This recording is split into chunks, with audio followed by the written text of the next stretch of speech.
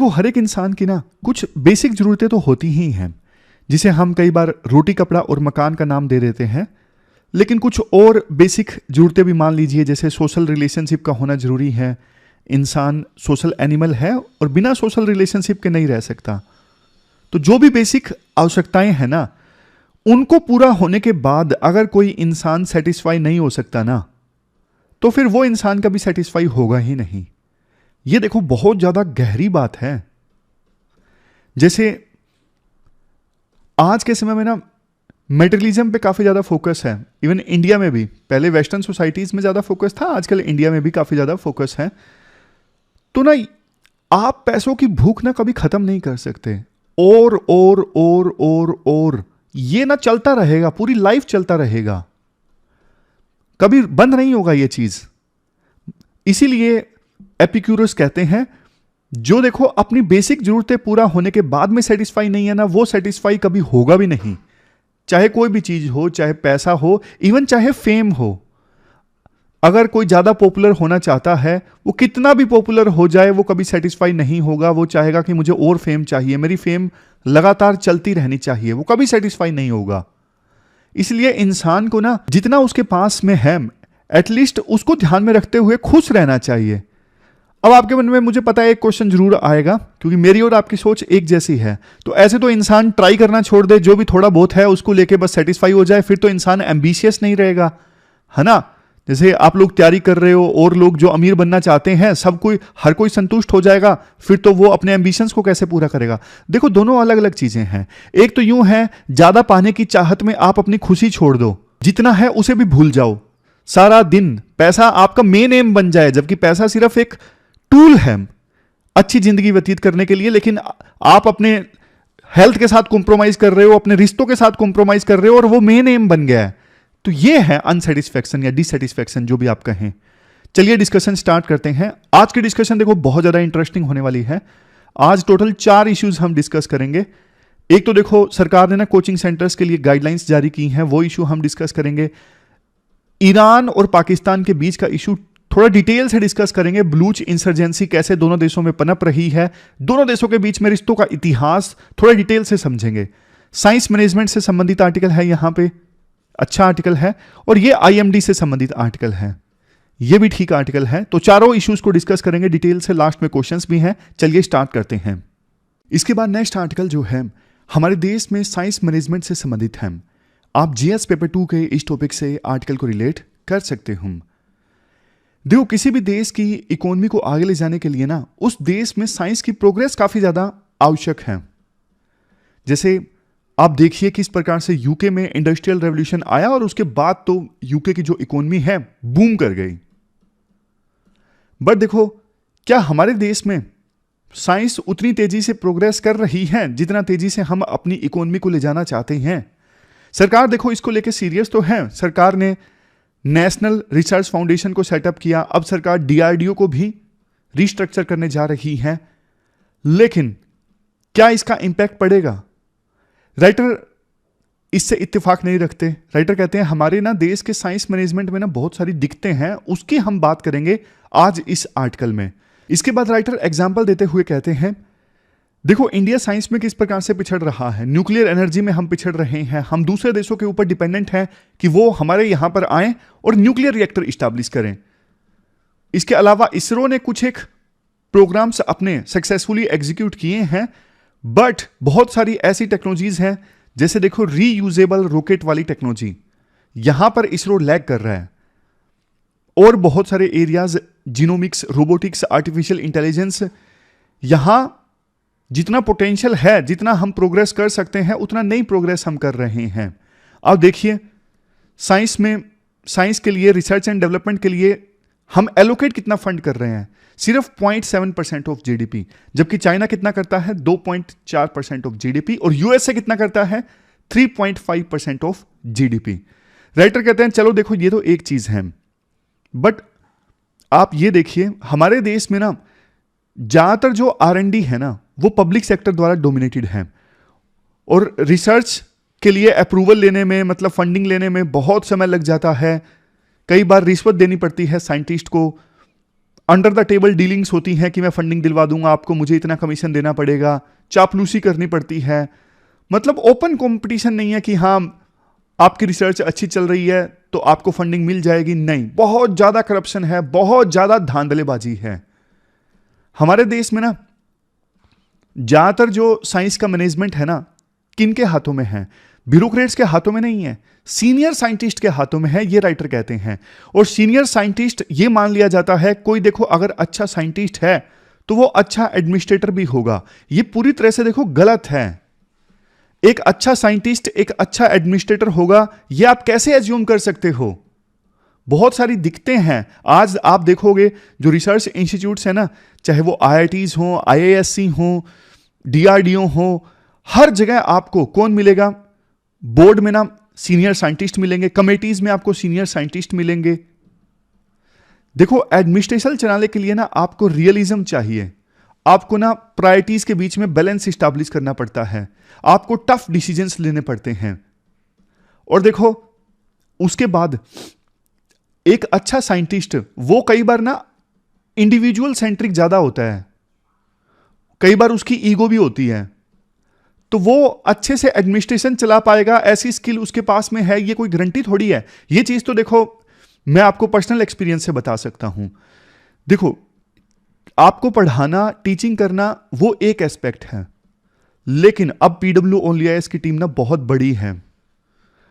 पूरी टीम को संभालना जिसमें 300-400 लोग काम कर रहे हैं, वो अपने आप में एक बहुत अलग काम है। टीम को मोटिवेट रखना, कई बार टीम के लोग आपस में लड़ जाते हैं, मैं प्रैक्टिकल एक्सपीरियंस से बता रहा हूं, 2 टीम मेंबर्स के बीच में डिफरेंस आ जाता है, उस डिफरेंस को शॉर्ट आउट करना। ऐसी ना डे टू डे एडमिनिस्ट्रेशन में ना बहुत तरह की दिक्कतें होती हैं। कई बार वीडियो लेट हो जाता है, पीछे क्या चल रहा होता है, 2 मेंबर्स के बीच में आपस में डिफरेंस आ गए, अब उनको मुझे शॉर्ट आउट करना पड़ता है। कई बार टफ डिसीजंस लेने पड़ते हैं कि ये करेंगे ये नहीं करेंगे, रिसोर्स देखते हुए हमारे पास रिसोर्स कितने हैं, बहुत सारे परमुटेशन कॉम्बिनेशन माइंड में चलते रहते हैं एडमिनिस्ट्रेशन की वजह से। और जबकि देखो टीचिंग एक अलग काम है, टीचिंग में तो मुझे बहुत मजा आता है, ये सिंपल काम है, और आपसे जब मिलने का मौका मिलता है, मतलब डिस्कस मैं करता हूं, आप उसे सुनते हो, एक कनेक्ट बनता है, वो सबसे बेस्ट काम है। लेकिन देखो एडमिनिस्ट्रेशन को भी आप इग्नोर नहीं कर सकते। इसके बाद राइटर और पॉइंट्स भी देते हैं कि देखो कई बार ना सीनियर साइंटिस्ट को एडमिनिस्ट्रेटर बनाया जाता है लैब्स में, तो ना क्या होता है कि उनका कन्फ्लिक्ट ऑफ इंटरेस्ट भी होता है। जैसे कोई सीनियर साइंटिस्ट पर्टिकुलर डोमेन में काम कर रहा है, अब बहुत सारे डोमेन हैं, वो अपने डोमेन वालों को ज्यादा फंडिंग देगा और बाकी डोमेन वालों को फंडिंग नहीं देगा, तो इस प्रकार से कन्फ्लिक्ट ऑफ इंटरेस्ट भी आता है। एक दिक्कत हमारे देश में पता है क्या है? किसी प्रोजेक्ट को फंडिंग मिल गई, अगर देखो वो प्रोजेक्ट थोड़ा सा भी फेलियर झेल लेता है ना, तो फिर उसकी फंडिंग रोक दी जाती है।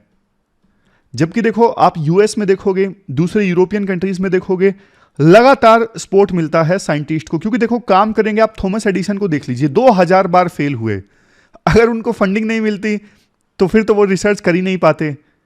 तो साइंटिस्ट देखो काम करेंगे तो फेल तो होंगे, जाहिर तौर पे फेलियर तो अच्छी रिसर्च की जर्नी का एक पार्ट है, लेकिन कंटिन्यूअस अगर फंडिंग नहीं मिलेगी, प्रोजेक्ट बीच में रोक दिया, तो फिर जितनी रिसर्च हुई वो भी सारी की सारी वेस्ट हो गई। कई बार ऐसा होता है कि जैसे किसी रिसर्च इंस्टीट्यूट में ना, फॉर एग्जांपल IISc में अब इतनी फंडिंग आई है, या तो देखो आप उसे कई सारे प्रोजेक्ट्स में डिवाइड कर दो ताकि बहुत सारे प्रोजेक्ट्स पे रिसर्च एक साथ चल सके, या फिर कोई 1-2 प्रोजेक्ट हैं जो देखो सीनियर साइंटिस्ट के लिए इंपॉर्टेंट है, या फिर उसको लगता है वो इंपॉर्टेंट है, सारे के सारे पैसे आप उसी पे एलोकेट कर दो। लिटरली राइटर कहते हैं ऐसा कई बार होता है, 1-2 प्रोजेक्ट पे सारी की सारी जो फंडिंग है वो इन्वेस्ट कर दी जाती है, और बहुत सारे दूसरे जो प्रोजेक्ट हैं उनको कभी फंडिंग मिल ही नहीं पाती। लास्ट में राइटर ना कुछ अच्छे सजेशंस देते हैं, सजेशन बढ़िया है। सबसे पहली चीज देखो, यूएसए में ना एक सिस्टम है, यूएसए में एडमिनिस्ट्रेशन और रिसर्च के बीच में ना क्लियर बाउंड्री लाइन है। वो साइंटिस्ट जो एडमिनिस्ट्रेशन में आना चाहते हैं ना, फिर उनको रिसर्च का काम नहीं करने दिया जाता। तो हमारे देश में भी हम ऐसा ही कर सकते हैं, अर्ली एज में ही हम उन साइंटिस्ट की पहचान कर लें जो एडमिनिस्ट्रेशन में आने के इच्छुक हैं, फिर उनको ना एडमिनिस्ट्रेशन के लिए बढ़िया ढंग से ट्रेन करें, उनको जबरदस्त ट्रेनिंग दें साइंस मैनेजमेंट के लिए, और फिर उनसे रिसर्च ना करवाएं। समझ गए? ऐसा नहीं हो सकता कि कोई साइंटिस्ट साथ के साथ टीचिंग भी करे, रिसर्च भी करे और एडमिनिस्ट्रेशन भी करे। ये देखो पॉसिबल नहीं है। अगर हम ऐसा करवाएंगे साइंटिस्ट से तो ये एक डिजास्टर साबित होगा। फिर राइटर एक चीज ये सजेस्ट करते हैं, आप ना ट्रेंड साइंटिस्ट के ना, मतलब वो साइंटिस्ट जो अब एडमिनिस्ट्रेटर बनने के इच्छुक हैं, ऐसे लोगों का ना एक सेंट्रलाइज्ड पूल बना के रखिए। सेंट्रलाइज्ड पूल बना के रखिए, जब जरूरत पड़े उस सेंट्रलाइज्ड पूल से अच्छे एडमिनिस्ट्रेटर्स को निकालिए और अपॉइंट कीजिए। समझ गए? ये अच्छी चीज कर सकते हैं। इसके अलावा देखो, आज के समय में जो डायरेक्टर्स हैं या फिर वाइस चांसलर्स हैं, उनको भी ना एडमिनिस्ट्रेशन की ट्रेनिंग दी जाए कि कैसे आप बढ़िया ढंग से एडमिनिस्टर कर सकते हो चीजों को, ताकि हमारे देश में रिसर्च ज्यादा से ज्यादा हो।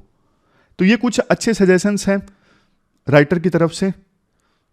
चलते हैं आगे।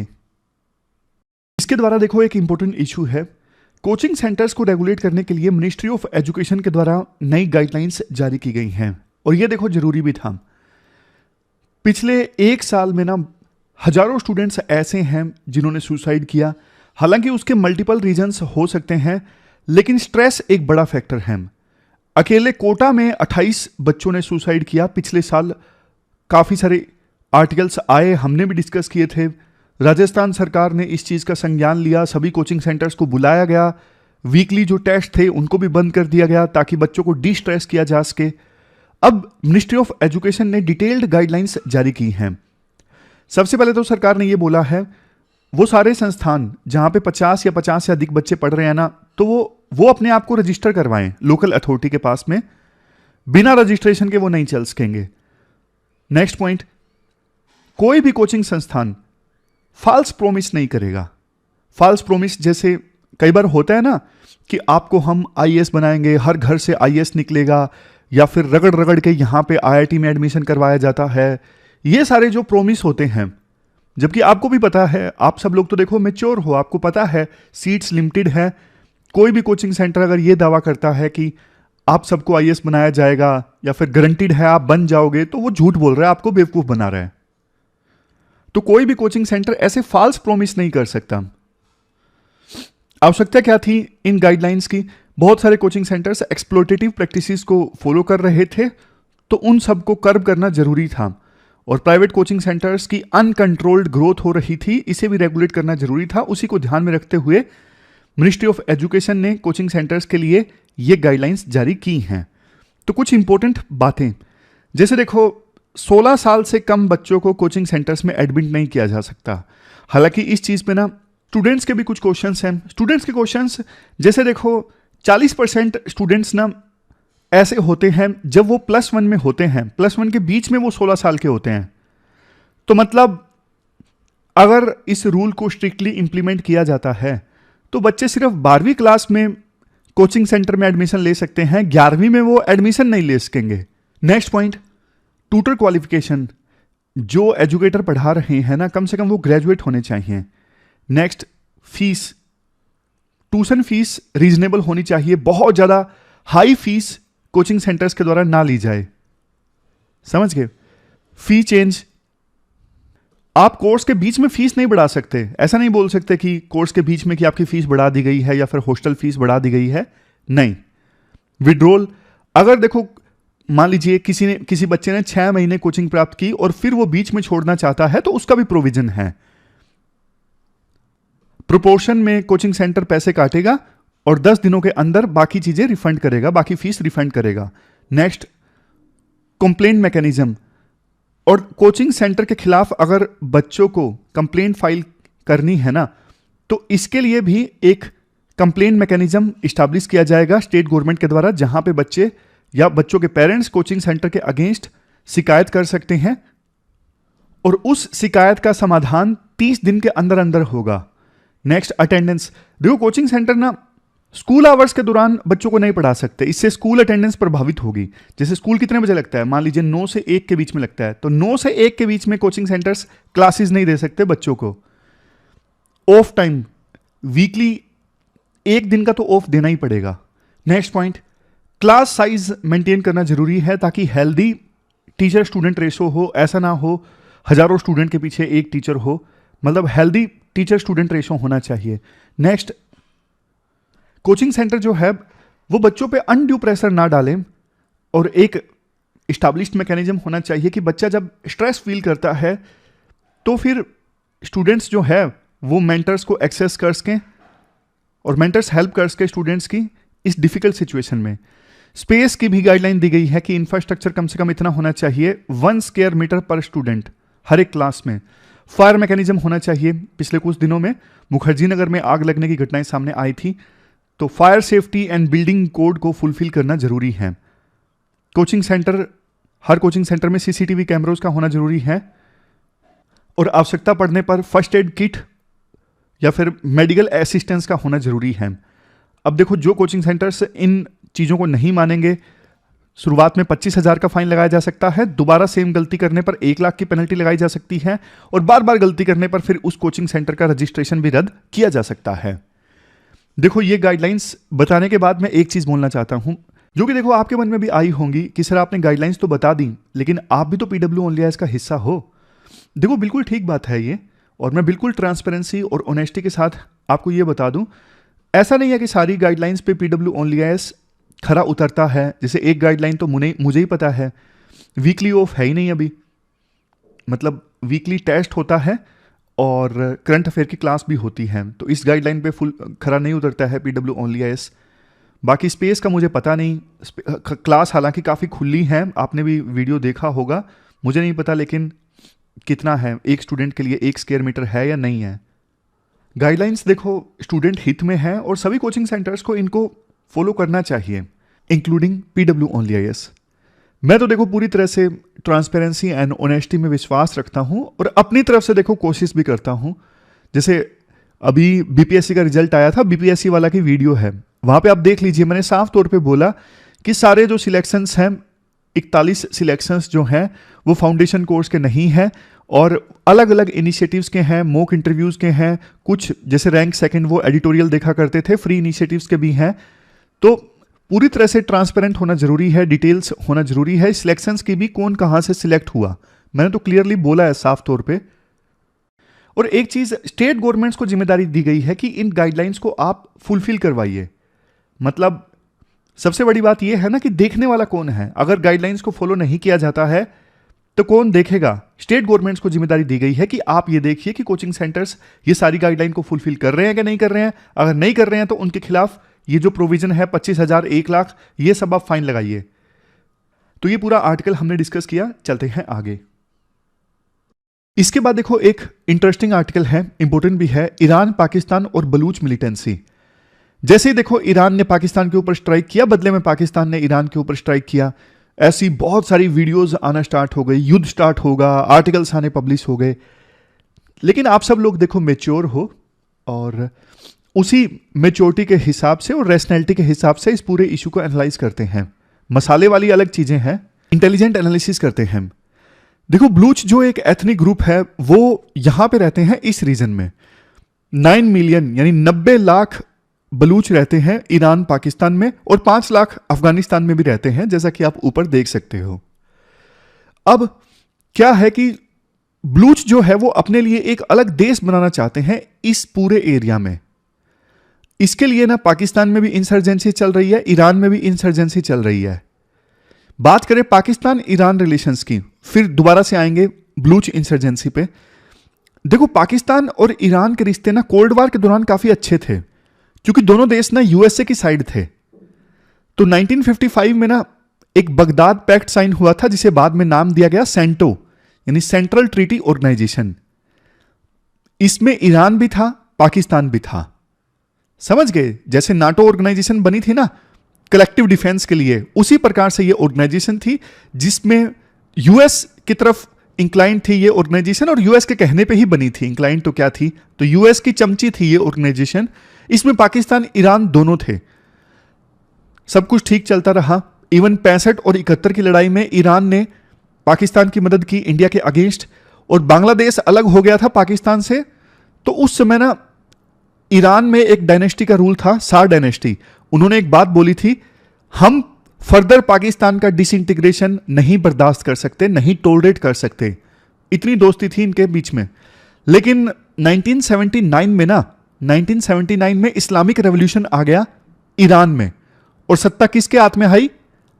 अयतोला खोमीनी, इनके हाथ में सत्ता आ गई। ये तो अल्ट्रा कंजर्वेटिव थे, मतलब सिया रेजीम सत्ता में आ गया ईरान में, जो कि यूएस के अगेंस्ट था। और आपको पता है पाकिस्तान यूएस की साइड।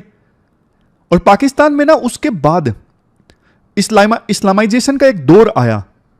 उस समय मिलिट्री डिक्टेटर थे जनरल जिया उल हक।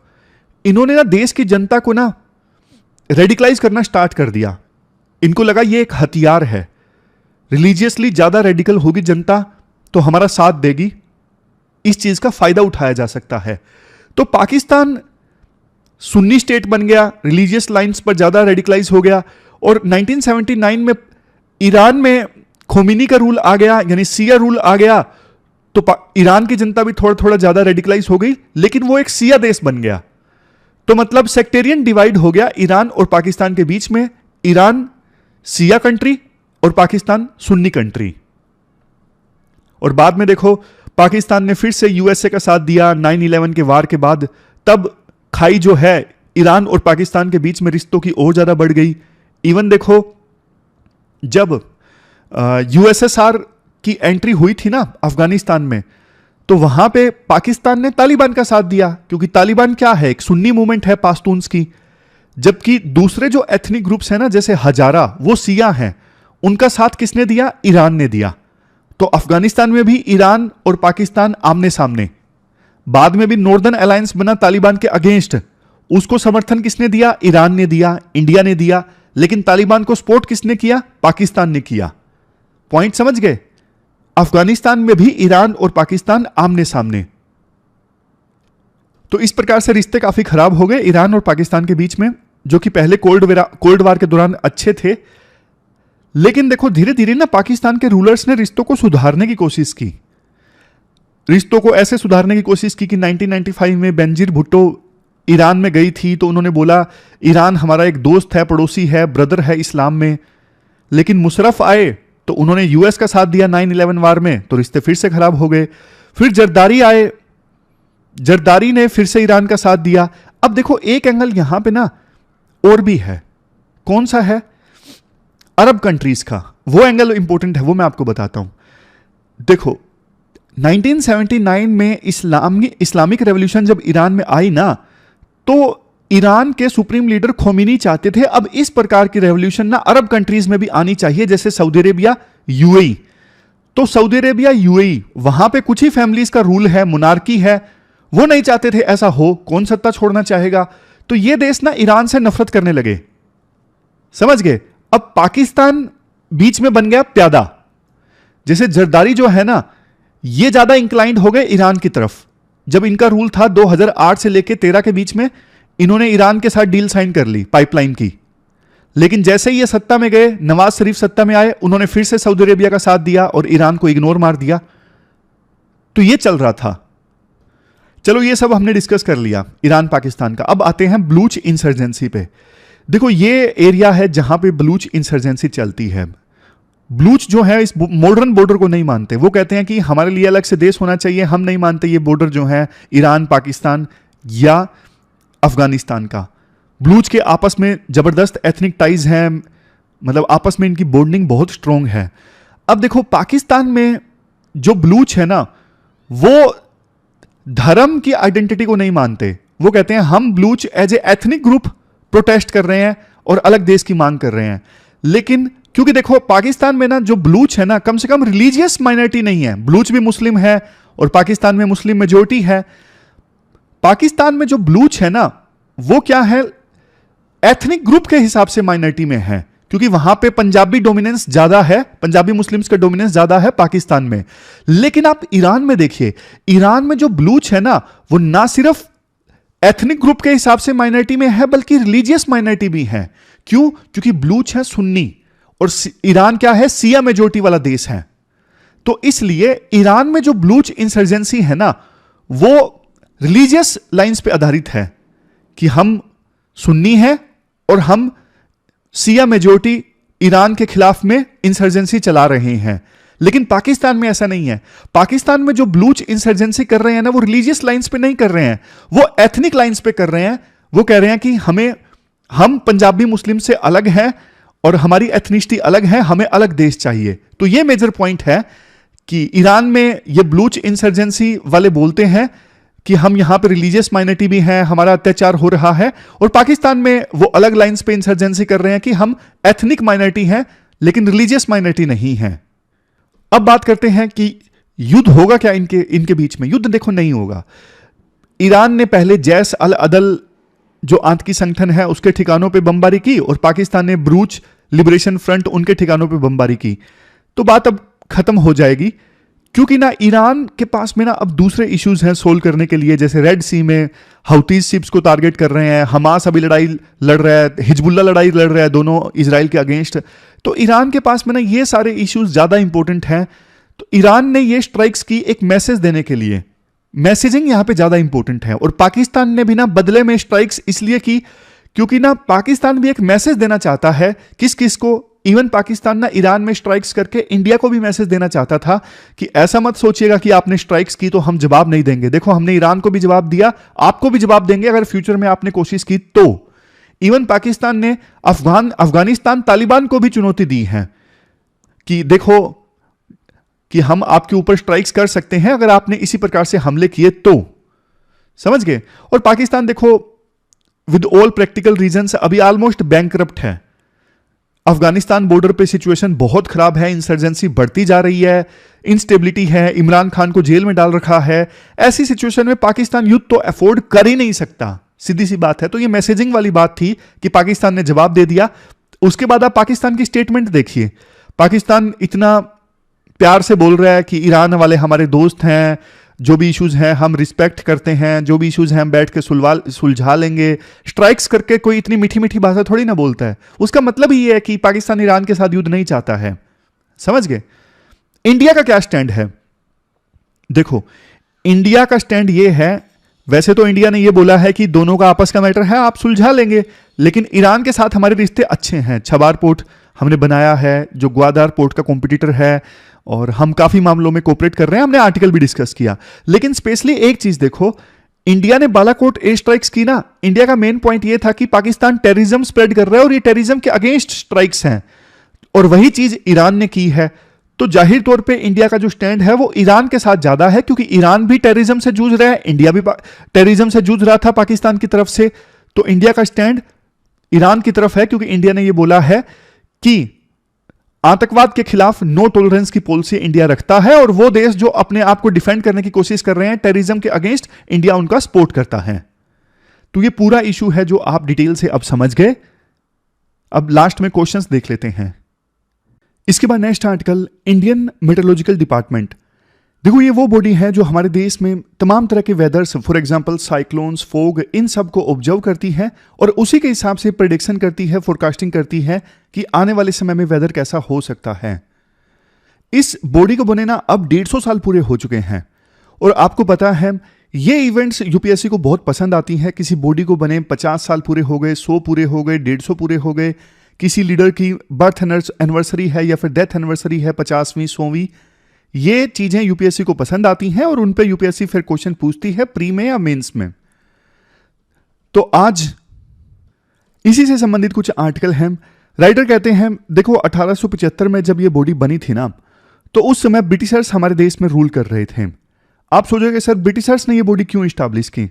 देखो, ब्रिटिशर्स ना रेवेन्यू के भूखे थे, लालची थे बहुत ज्यादा। जैसा कि देखो आमिर खान की लगान मूवी में दिखाया गया है, फसल की पैदावार होने पर अंग्रेज जो थे वो लगान लिया करते थे किसानों से। अब देखो, अगर बारिश अगर नहीं हुई तो फसल की पैदावार कम हुई तो उनको रेवेन्यू कम मिलेगा। इस बात से अंग्रेज चिंतित थे, तो उन्होंने ना इस बॉडी को इसलिए स्टैब्लिश किया था। क्या पास्ट के विंड्स फेनोमेनन, मतलब पास्ट के जो विंड्स के पैटर्न रहे हैं उनको एनालाइज करते हुए क्या फ्यूचर के लिए कोई वेदर फोरकास्टिंग की जा सकती है ताकि हमारा रेवेन्यू प्रभावित ना हो। इस सोच के साथ ब्रिटिशर्स ने 1875 में यह बॉडी स्टैब्लिश की थी। बट आज तो देखो बहुत चेंज आ चुका है। आज इस बॉडी का काम है पब्लिक वेलफेयर के लिए वेदर फोरकास्टिंग करना, मतलब ये बॉडी पहले से बता देती है कि बारिश कितनी आने वाली है, ताकि किसान उसी हिसाब से डिसाइड कर सकें कौन सी फसल उगानी है, कौन सी नहीं उगानी है। अगर कहीं डिजास्टर आने वाला है तो भी ये बॉडी पहले से फोरकास्ट कर देती है कि इस रीजन में साइक्लोन आने वाला है या फिर यहां पे बाढ़ आने वाली है, ताकि लोगों को जल्दी से इवैक्यूएट किया जा सके। तो ये हमने बेसिक बैकग्राउंड डिस्कस कर लिया। अब देखो हुआ क्या, हाल ही में ना आईएमडी का जो डेटा था ना, उसके ऊपर एक रिसर्च की गई, उसका एक एनालिसिस किया गया। Council on energy and environment and water के रिसर्चर्स के द्वारा डेटा लिया गया 1982 से लेकर 2022 तक का। अब इस डेटा में बहुत सारे पॉइंट्स निकल के आए हैं जो मैं आपको बताता हूं। मैंने टेबल की फॉर्म में आपको यहां पे लगा दिए हैं ताकि आसानी से आपको समझ में आ जाए। यह डेटा यह कहता है हमारे देश में ना 55% तहसील ऐसी हैं जहां पे देखो 1982 से लेकर 2022 के बीच में ना बल्कि रेनफॉल बढ़ गया है। समझ गए? मोर देन 50% तहसील हमारे देश में ऐसी हैं जहां पर पिछले 30 सालों में बारिश बढ़ गई है, और 11% तहसील ऐसी हैं जहां पे बारिश घट गई है। अब नेक्स्ट डेटा थोड़ा चुकाने वाला लगेगा आपको। 68% तहसील ऐसी हैं जहां पे रेनफॉल कम हो गया है। आप बोलोगे सर क्या मजाक कर रहे हो, ऊपर आपने बोला 55% में रेनफॉल बढ़ गया है, अभी आप बोल रहे हो 68% तहसील में रेनफॉल घट गया है। क्या कर रहे हो आप, कंफ्यूज कर रहे हो? नहीं, मैं कंफ्यूज नहीं कर रहा, ये आगे का पढ़िए। इन ऑल 4 मानसून मंथ्स, मतलब कि जो ये 4 महीने होते हैं ना मानसून वाले, जैसे जून, जुलाई, अगस्त, सितंबर, 68% तहसील्स में ना इन 4 महीनों में बारिश घट गई है, लेकिन बाकी महीनों में बढ़ी है। यह मतलब है इस चीज का। समझ गए? फिर से बोलता हूं ताकि पॉइंट क्लियर हो। ये 4 मानसून के महीने होते हैं ना, जून, जुलाई, अगस्त, सितंबर, इनमें बारिश घटी है 68% तहसील्स में, लेकिन ओवरऑल पूरे साल की बारिश निकालोगे तो 55% तहसील्स में बारिश जो है वो बढ़ी है। और उससे भी ज्यादा 87% तहसील्स तो ऐसी हैं जहां देखो पिछले 30 सालों में जून जुलाई के महीने में बारिश घट गई है। और देखो उन लोकेशंस की बात करें जहां पे सबसे ज्यादा रेनफॉल कम हुई है, ये है Indo Gangetic plains, north east India, Himalayan region. Indo Gangetic plains तो देखो आपको पता है जो हमारे देश के एग्रीकल्चर प्रोडक्शन में सबसे ज्यादा कंट्रीब्यूट करता है। तो यहां पे रेनफॉल का कम होना एक चिंता की बात है। और देखो कुछ राज्य जैसे राजस्थान, गुजरात, सेंट्रल महाराष्ट्र और तमिलनाडु, ये वो राज्य हैं जहां पे पहले सूखा ज्यादा हुआ करता था, लेकिन अब बल्कि पहले के अपेक्षाकृत ज्यादा बारिश आ रही है यहां पर इन राज्यों में। अब लास्ट इंपोर्टेंट पॉइंट देखो ये है, हमारे देश में देखो आपको पता है मानसून की ना 2 ब्रांच है, एक साउथ वेस्ट मानसून और दूसरा north east monsoon. North east monsoon जो ये मानसून की ब्रांच है ना, इससे मेनली बारिश होती है अक्टूबर, नवंबर, दिसंबर में, और ज्यादा बारिश होती है पेनिनसुलर इंडिया यानी साउथ इंडिया में, और मेन बारिश साउथ वेस्ट मानसून से ही होती है। डेटा भी आप देख लीजिए, 76% हमारे देश में जो एनुअल रेनफॉल होता है वो साउथ वेस्ट मानसून के थ्रू होता है, और नॉर्थ ईस्ट मानसून, ये जो मानसून की ब्रांच है ना, इसके थ्रू हमारे देश का 11% एनुअल रेनफॉल होता है। तो पॉइंट ये है, ये नॉर्थ ईस्ट मानसून वाली ब्रांच जो है ना, जो अक्टूबर, नवंबर, दिसंबर में बारिश करती है साउथ इंडिया में, ये पहले के अपेक्षाकृत ज्यादा बारिश कर रही है। पहले के अपेक्षाकृत ये ज्यादा बारिश कर रही है। अब आपके माइंड में ना एक क्वेश्चन ये जरूर आया होगा कि सर इतना सारा डेटा दे दिया, ये काम का है क्या? देखो एज सच यूपीएससी ना तो प्री में क्वेश्चन पूछने वाली है इस डेटा से संबंधित, बट मेंस में आप वैल्यू एडिशन के लिए यूज कर सकते हो। क्लाइमेट चेंज से संबंधित क्वेश्चन आए, और संभावना कम है लेकिन डायरेक्ट क्वेश्चन भी यूपीएससी पूछ सकती है कि council on energy, environment and water के रिसर्चर्स के द्वारा एक रिसर्च की गई, उसके आधार पे जो डेटा है, 1-2 बार यूपीएससी ने मेंस में क्वेश्चन पूछ लिए हैं, जैसे नेशनल फैमिली हेल्थ सर्वे के बेस पे पूछ लिए हैं। तो ये जो डेटा है नेशनल फैमिली हेल्थ सर्वे जितना इंपॉर्टेंट तो नहीं है, लेकिन जिस प्रकार से यूपीएससी क्वेश्चन पूछ रही है, आपने आर्टिकल समझ लिया, सफिशिएंट है, आपको पता है कहां पे क्या हुआ है, सारा डेटा टेबल की फॉर्म पे आपने समझ लिया। अब देखो कुछ और बातें हैं। प्रॉब्लम स्टेटमेंट ये है, पहला पॉइंट देखो बारिश जो है ना बहुत ज्यादा इरेगुलर हो गई है। मतलब आपने देखा कि वैसे लगातार 4-5 महीने 6 महीने तक बारिश नहीं आएगी, ड्राई सीजन रहेगा, लेकिन बाद में एकदम से जबरदस्त बारिश आ जाएगी, 2 दिनों के अंदर अंदर इतनी बारिश हो जाएगी। तो इसका कंसिक्वेंस क्या निकलेगा? इसका कंसिक्वेंस ये निकलेगा, फ्लड्स, ड्रोट्स, इनकी फ्रीक्वेंसी बढ़ जाएगी, फसल की पैदावार कम होगी। हर एक डायमेंशन जुड़ी हुई है। फसल की पैदावार कम होगी, एग्रीकल्चर बहुत ज्यादा अनप्रेडिक्टेबल हो जाएगा, तो और ज्यादा माइग्रेशन होगा गांव से शहरों की तरफ। समझ रहे हो ना? रूरल एरियाज में और ज्यादा लोग अनएम्प्लॉयड हो जाएंगे। लास्ट में राइटर ये कहते हैं, देखो अंग्रेज जो करते थे, लेकिन ना सरकार को जितना ज्यादा हो सके तहसील लेवल पे और सब तहसील लेवल पे जो फोरकास्टिंग है ना वो डिक्लेयर करनी चाहिए कि हरियाणा की इस तहसील में या फिर सब तहसील में इस बार इतनी बारिश रह सकती है, और जितना ज्यादा हो सके एक्यूरेसी पे ध्यान देना चाहिए ताकि फार्मर्स जो हैं उसी हिसाब से प्लानिंग कर सकें। क्योंकि देखो अब ये ना जो है ना, वेदर तो ऐसा ही रहेगा, मतलब ये कड़वी सच्चाई है, इसे मान लेना चाहिए।